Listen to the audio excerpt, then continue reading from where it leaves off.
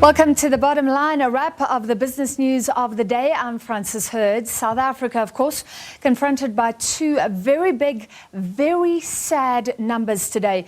Both point to an economy in dire straits. We'll talk about where this is all going, but let's start with the first number, unemployment. So unemployment has risen to its highest level in more than a decade. It is simply soaring now at 29%. That's of the working population. That's according to data collected in the second quarter of the year from March to June. And we spoke to Piso, to the Statistician General earlier. It has risen from 27.6%, which was already enough to cause huge alarm in the first quarter. You'll be hearing a lot that this is the highest number, at least since Stats SA started keeping quarterly records, which is 11 years ago.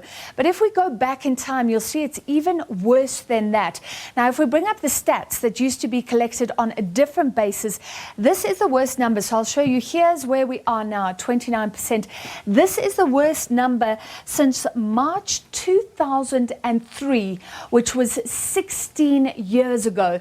In the first few months of 2003, unemployment hit an all-time high. That's where we're peaking here at 31.2%. And shortly we'll discuss how and why things are likely to, in fact, get worse before they get better. First, let's look at the other final dire number released today relating to Eskom. The power utility has reported a loss of a whopping 29.7 billion rand. The power utility is blaming a few things here. Firstly, that the tariff increase that was granted by the regulator did not allow it to cover all costs. Demand for electricity is dropping. Another big issue is that many South Africans and the municipalities that owe Eskom are not paying for the power they use. Municipal debt has now risen to an incredible 20 billion, which is close to the size of the loss.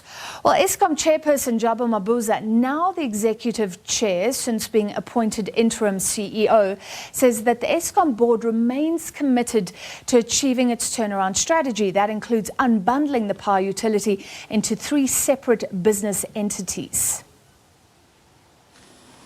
The organization disappointingly incurred a net loss after tax of 20.7 billion rands, a significant increase from the 2.3 billion loss experienced in the previous year, coupled with an audit qualification on PFMA compliance.